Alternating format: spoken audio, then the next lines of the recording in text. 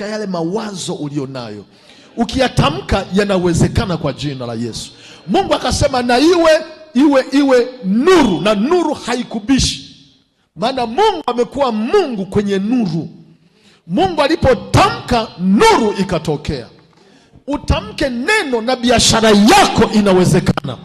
Utamke neno kwenye huduma yako inawezekana.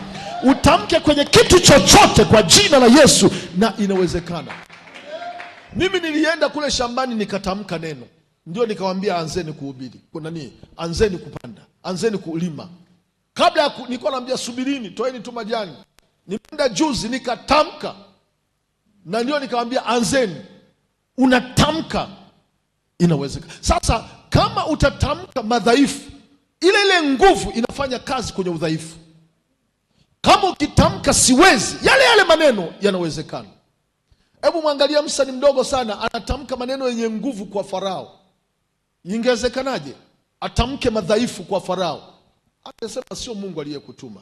Lakini Musa anatamka vitu ambavyo havijawahi kutokea na vinatokea. Na anasema kutatokea na vyura vinatokea. Na anasema kutakuwa na giza na giza linatokea. Bwana Yesu atusaidie sana. Unaweza ukatamka neno?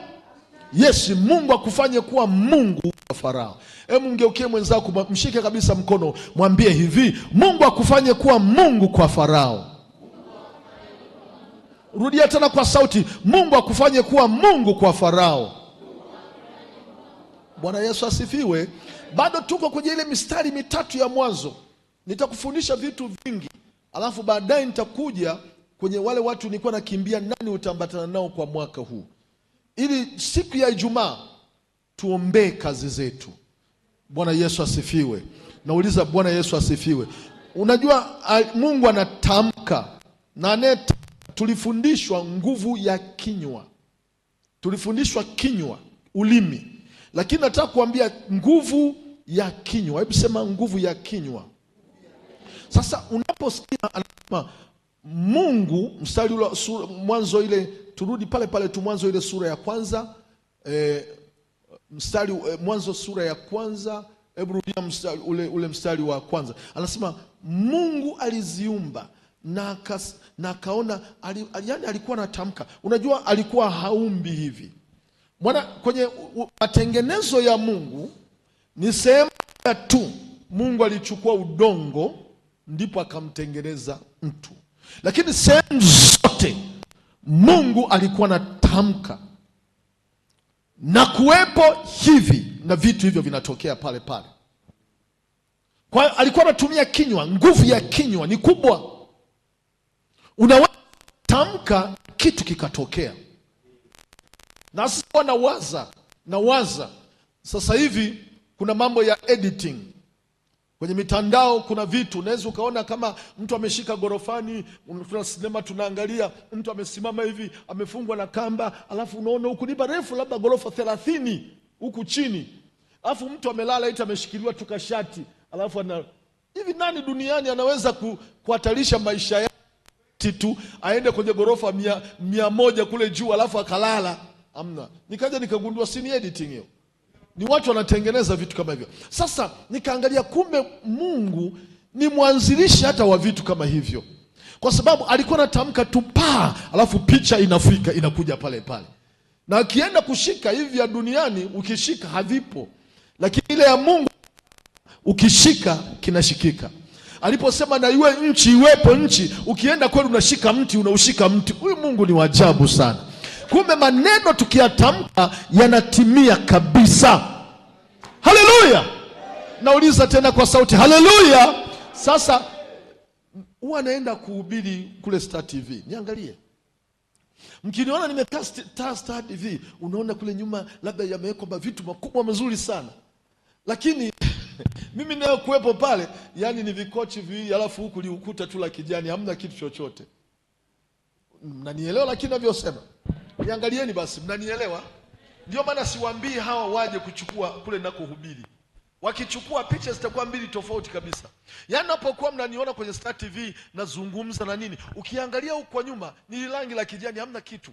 Lakini ukiangalia kwenye TV pembeni, unaona huko nyuma pamependeza, pazuri. Na nyinyi mnaona yani studio nzuri. Kumbe hamna kitu kama hicho. Ni vitu vya kutengeneza. Nikasema kumbe hivi vitu mwanzilishi wake ni Mungu. Lakini tofauti yake, Mungu ni halisi. Mungu ni halisi. Nauliza tena, Mungu ni halisi. Yaani alitamka jambo na kitu kikatokea pale pale. Haleluya. Naomba na wewe uwe Mungu mdogo kama tulivyosema, kwamba ukitamka kitu kinatokea na watu waje washuhudie kabisa. Ninaamini. Kuna kasichana kamoja hapa kaniambia, baba, nataka nifungue duka Nyerere Road, mahali ambapo haiwezekani. Kapo hapa kanisani. Naomba baba unisaidie. Kamesema nataka kufungua duka Nyerere Road. Nikauliza, una mtu au una watu? Sina, lakini nataka kufungua duka na ninaweza. Sasa juzi kaniambia, baba, nimefungua, njoo uone.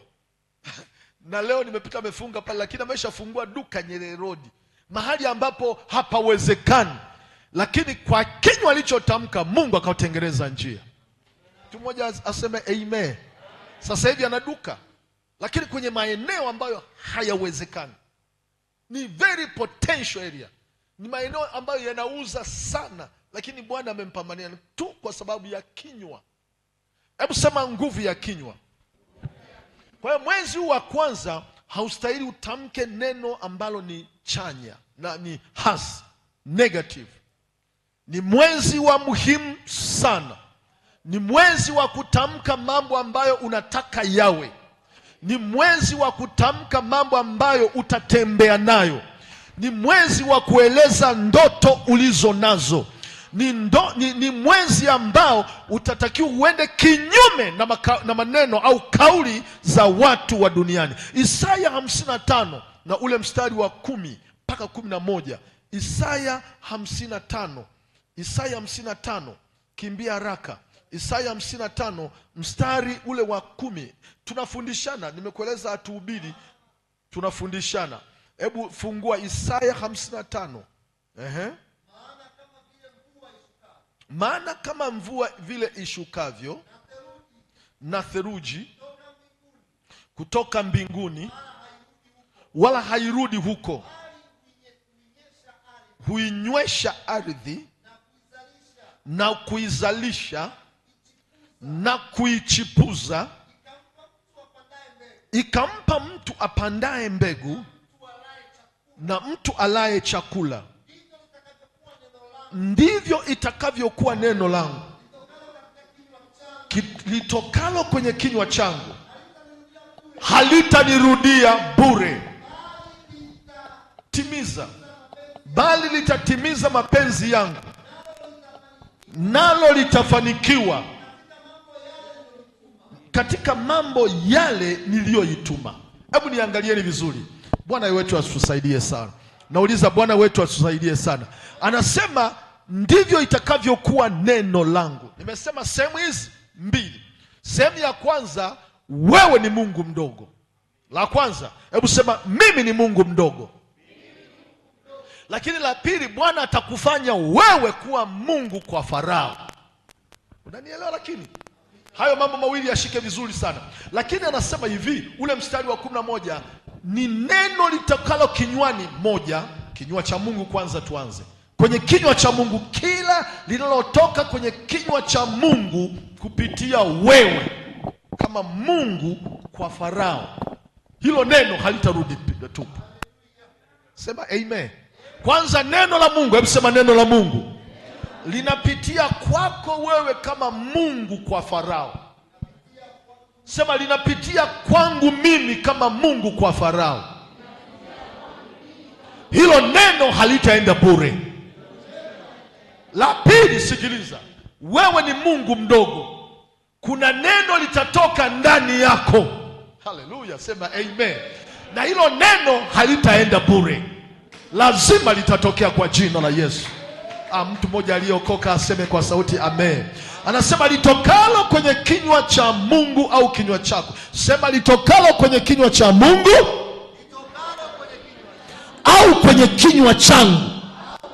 Nasema kutoka kwenye kinywa cha Mungu au kinywa changu halitarudi bure.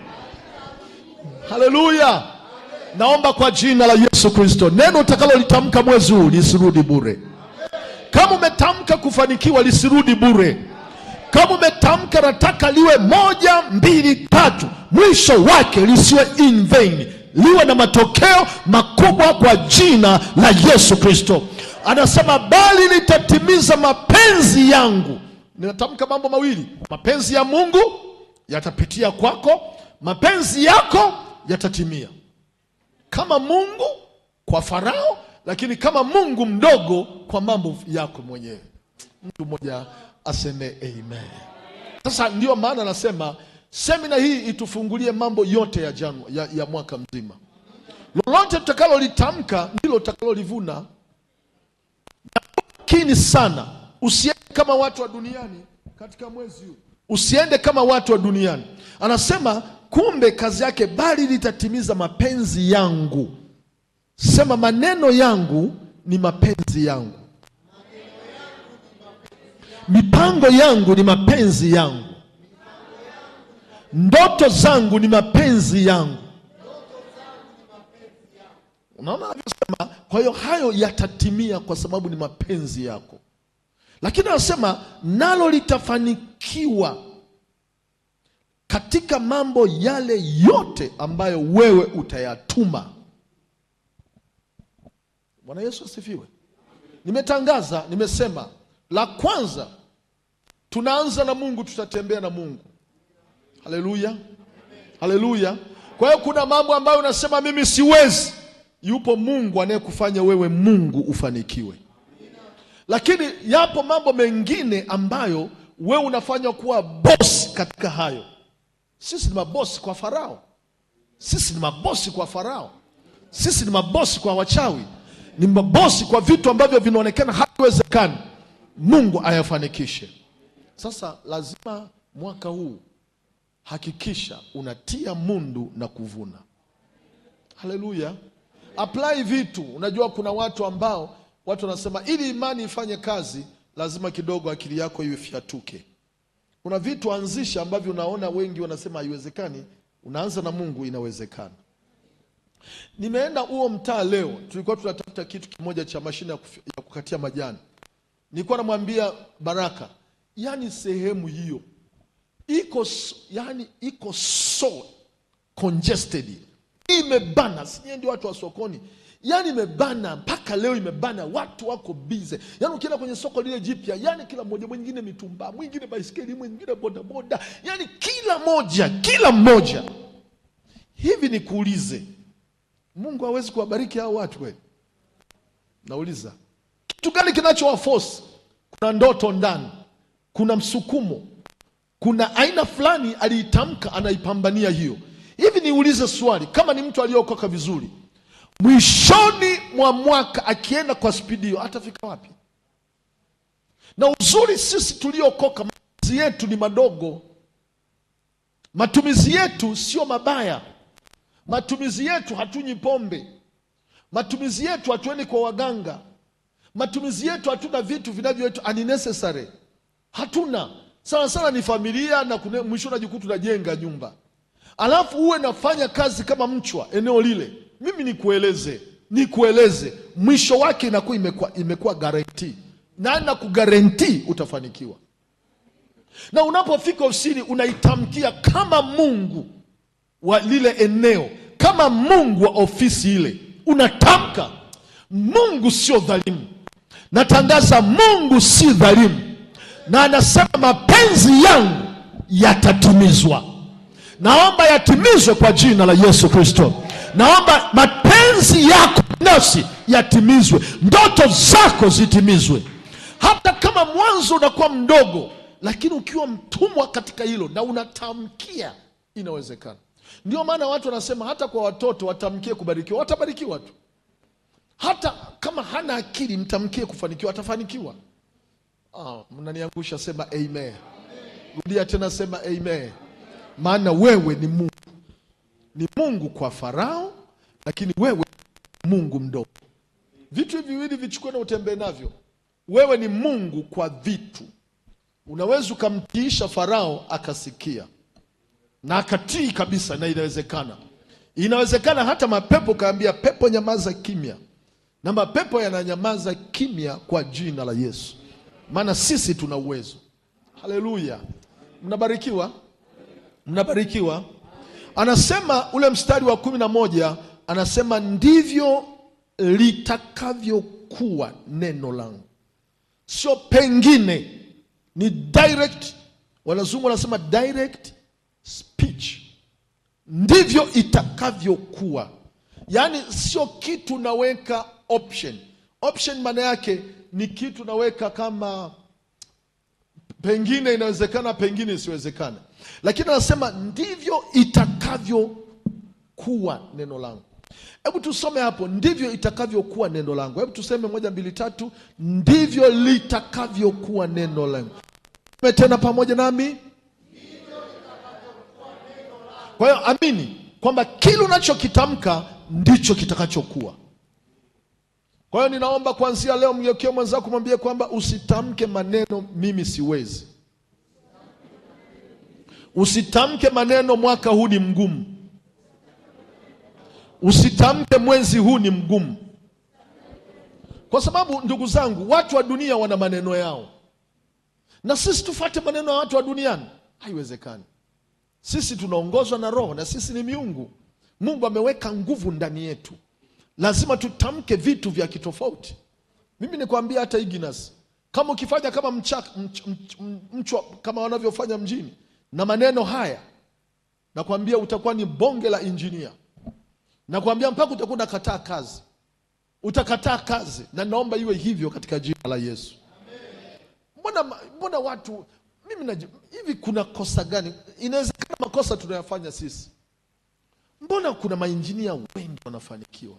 Sisi tuna struggle. No, kuna mahali tunakosea. Lazima tufanikiwe. Na kama mwalimu fanya hivyo, nakwambia uhakika utafanikiwa.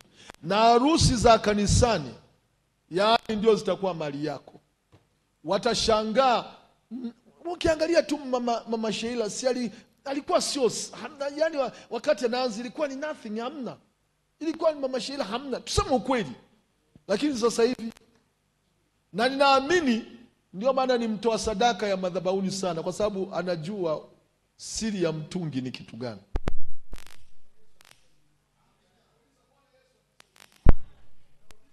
Bwana Yesu atusaidie. Kama tunaanza mwanzo mdogo na tukaamini katika hilo, ule mwisho unakuja ni mkubwa. Biblia ni ile mbegu ya haradali, lakini mwisho wake ndege wakubwa wanakaa pale wanatengeneza kivuli. Lakini mwanzo ulikuwa ni mdogo. Tukitembea katika hivyo, Mungu atatusaidia. Bado sijafika kwenye zile kanuni, bado tuko kwenye ule Mwanzo, ile sura ya 1 mpaka mstari wa 3. Lakini pia nimekueleza nguvu ya neno kwamba halirudi tupu.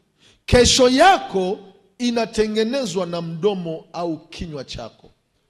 Hebu mwambie mwenzako, kesho yako inatengenezwa na mdomo au kinywa chako. Yes, kesho yako hiyo. Mtu anachokivuna leo ndicho alichokitamka jana. Hivi naleta maana eti? Yaani kile unachoishi leo hakikuja bure, kilitengenezwa jana. Naomba usijione kwamba huna elimu na kwamba huwezi kufanya jambo. Mungu haangalii mwenye elimu na aliye na elimu. Mungu anaona yupi anastahili na anamstahilisha. Mtu mmoja aseme amen. Mungu anaangalia yupi anastahili na anaweka ufalme wake ndani yako. Ndio maana watu wanatoa ushuhuda, wanasema jamani, mimi sikustahili lakini Bwana alinifanikisha.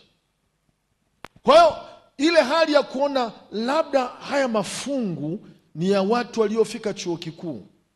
Haya mafungu ni ya mtaji mkubwa. Nikupe tu mfano mdogo, niangalieni vizuri. Tulipokuwa tukisafiri na kwaya ya Parapanda zamani, tunatembea na kwaya Parapanda, tunatembea huku na kule. Nakumbuka ilifika siku moja, kuna kijana ananieleza nashindwa kutembea na mke wangu kwa sababu sisi ni maskini.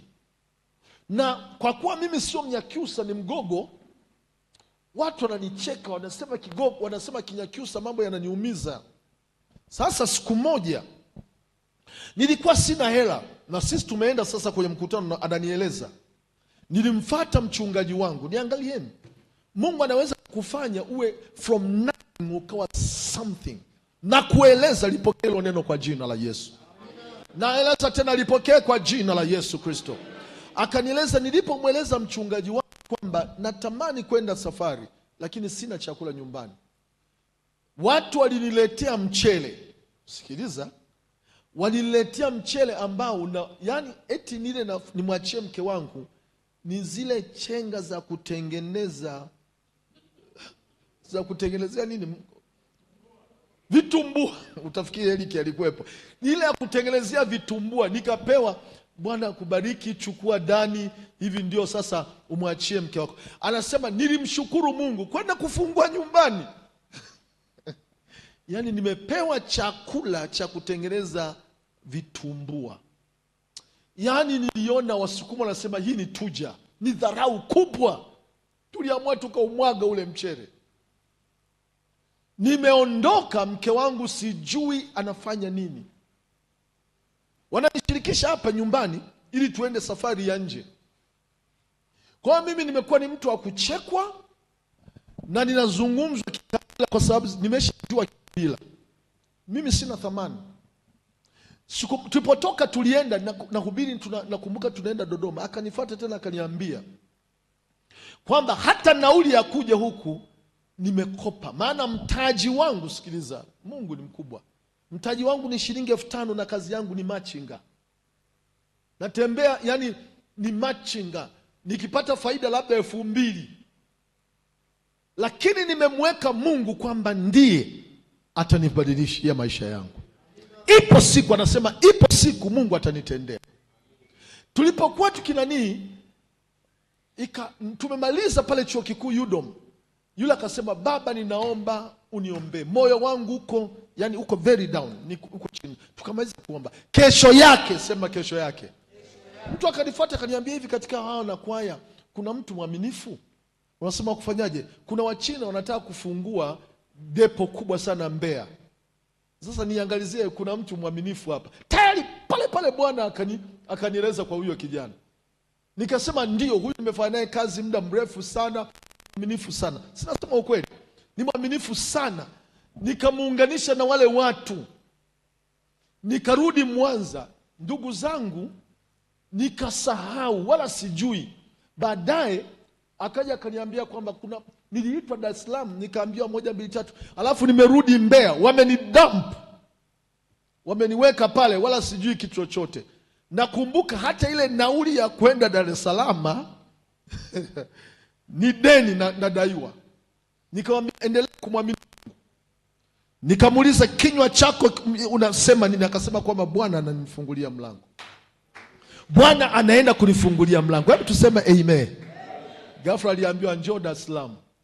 Alipoenda Dar es Salaam akaambiwa nenda Mbeya katafute magodauni mawili makubwa. Sio nyumba, magodauni kama ya Igogo. Nenda katafute mawili makubwa.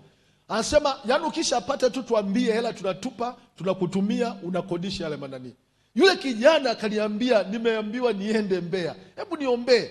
Yani wakati mwingine hofu inamuingia, haya mambo ni ya kweli au sio ya kweli? Lakini wakati wa Bwana umefika.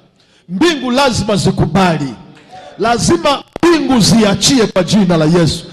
Akaenda, alipomaliza akayapata, akamtumia, akayakodisha. Unajua walileta makontena ya viatu vya mitumba, walijaza magodauni mawili. Wakamwambia ndio msimamizi, yote ukanda utakwenda kuja kununua kwako, na ukitaka chukua mzigo, uza, weka, fungua na mafungu yako. Tulienda Mbeya. Nilipofika mimi Nilipokelewa Mbeya na magari kama 20 msafara. Kesho yake wananiambia hutalala kwenye nyumba ya watu, utalala hotelini, tunalipia sisi. Na tukapelekwa tukala, siku zile nakula kitimoto, tukala kitimoto, tukafanya vitu vingi. Wakaniambia naomba twende. Unajua bado nilikuwa siamini. Twende ukaone Bwana alivyonibariki. Nililia siku ile. Nilikuta Gold nimejaa mpaka juu. Mitumba inatoka China. Twende huku, twende na sehemu tunayomwaga. Nikafika nikakuta naye ni tajiri, amenunua. Anasema nimenunua na Noah hii hapa.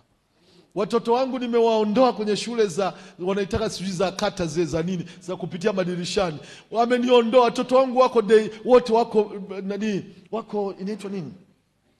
Private school. Alafu kaniambia nimejenga na nyumba kipindi hiki wakati nilikuwa naishi kwenye pagale.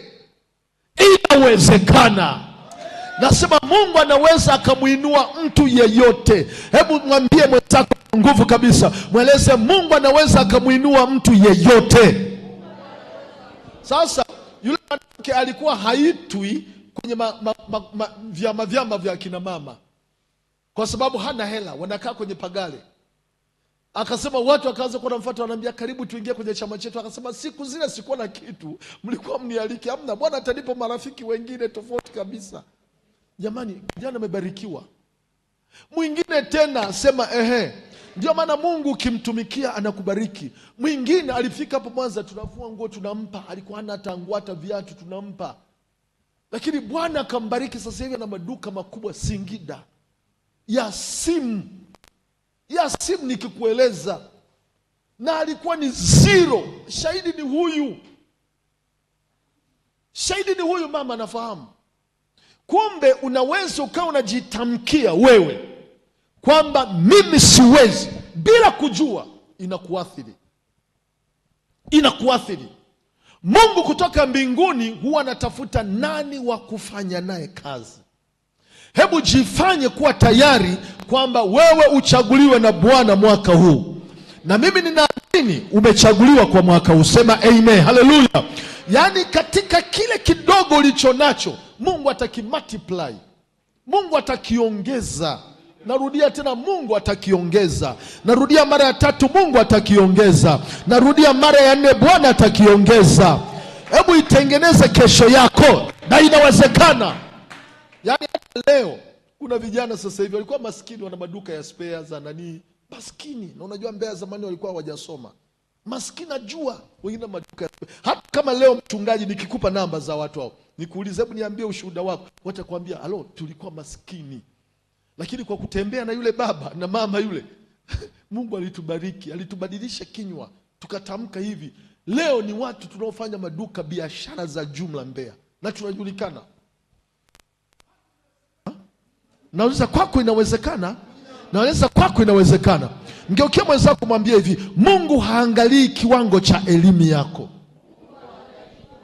Mungu haangalii kiwango cha fedha ulizonazo. Mungu haangalii uwezo ulionao. Mungu anaweza kumfanya yeyote mnyonge akawa ni somebody.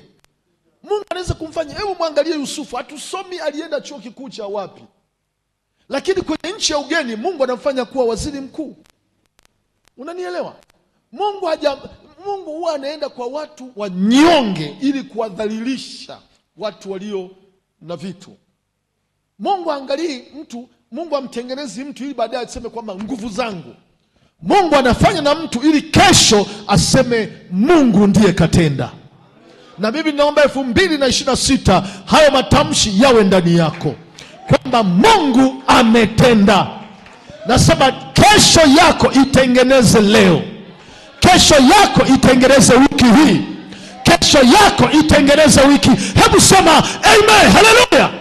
Kesho yako itengeneze. Lakini usije ukavuna kile ulichokipanda leo ukasema ninajuta kwa nini nilitamka. Lakini kuna maandishi ambayo nimeandika. Nguvu ya ukiri inaweza ikaleta matokeo chanya au hasi kwenye maisha yako. Nguvu ya ukiri, unapo confess. Ndio maana Biblia inazungumza, kwa maana mtu akimkiri kwamba Yesu ni nani, ile nguvu ya ukiri inaleta mabadiliko. Mnanielewa? Ndiyo maana ni kukiri ni kama vile unaapa eti. Si ni kama kuapa? Sasa hebu angalia, ili utoe ushahidi mahakamani unafanyaje? Unaapa. Kwa hiyo unapokiri, unapoapa kwamba kutokea leo mimi ni mtoto wa Yesu, nimeamua kuanza upya, Mungu pale pale anahamisha ufalme wake, unaingia ndani yako. Sasa unapokiri kwamba mimi naweza, nguvu ya uwezeshaji inaingia ndani yako. Pale pale unavana ujasiri, unavana ujasiri.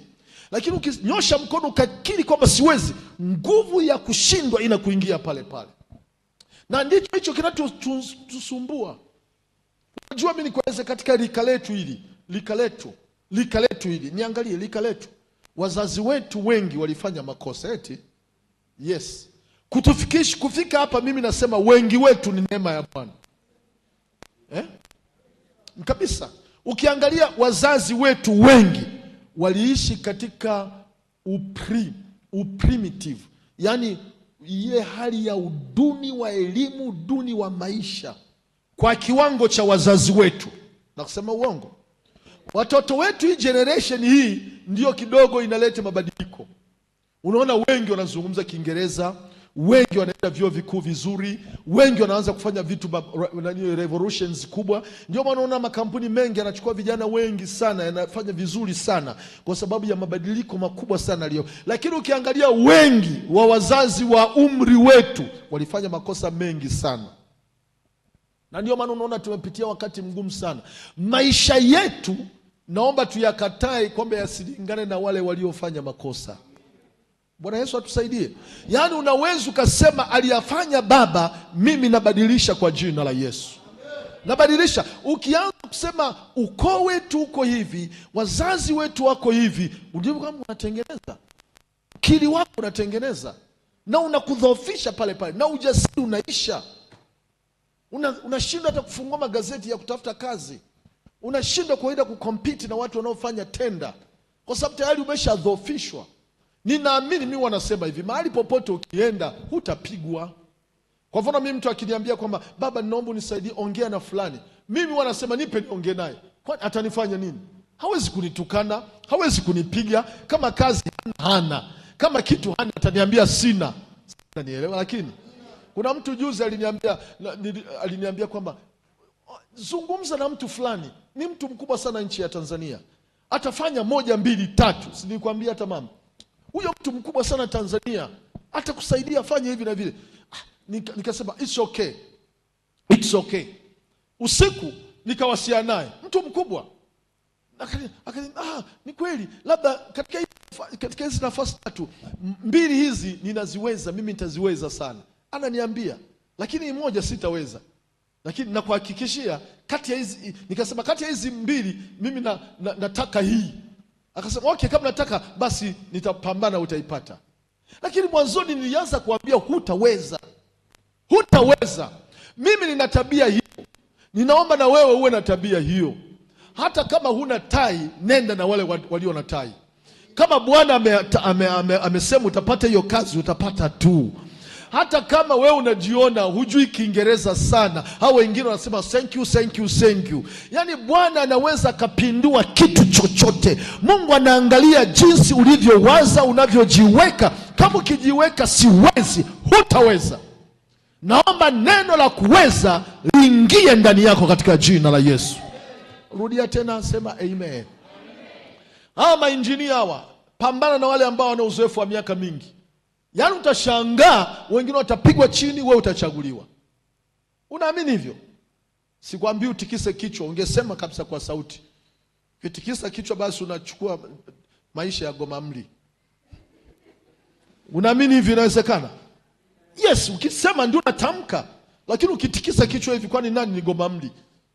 Ukitamka neno amina, maana yake na iwe hivyo. Namalizia, jina la Bwana libarikiwe. Haleluya. Hebu sema amen mara 2 au mara 3. Sema amen, amen, amen. Alafu sikiliza, neno la Mungu linasemaje? Aliye dhaifu na aseme mimi ni nani? Hodari. Hebu Joel 3 mstari wa 10. Ndio hiyo njia ya kukiri. Joel 3 na ule mstari wa 10. Yoeli 3 mstari wa 10. Hebu nisomee mchungaji haraka.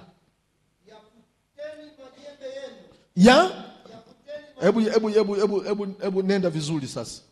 Hebu anza polepole. Hapo sasa umeenda vizuri. Yafueni.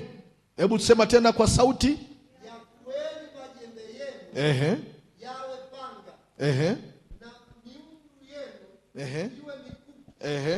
Aliye dhaifu na aseme mimi ni hodari. Hallelujah, sema amen. Sema tena amen. Anasema yafueni majembe yenu yawe panga. Yaani yaanza kunoa majembe. Unajua kuna jembe lingine ukilipiga limepinda na kupinda, kalipeleke likanyoshwe likae vizuri. Niangalie vizuri. Mwambie mwenzako tengeneza jembe sasa hivi. Mwambie ni wakati wa kutengeneza jembe. Alafu ile miundo anasema kwamba iwe kama mikuki. Yaani zile nyembe zake ziwe mikali kama mikuki tayari kuvuna. Aliye dhaifu na aseme mimi ni hodari. Hebu sema mimi ni hodari.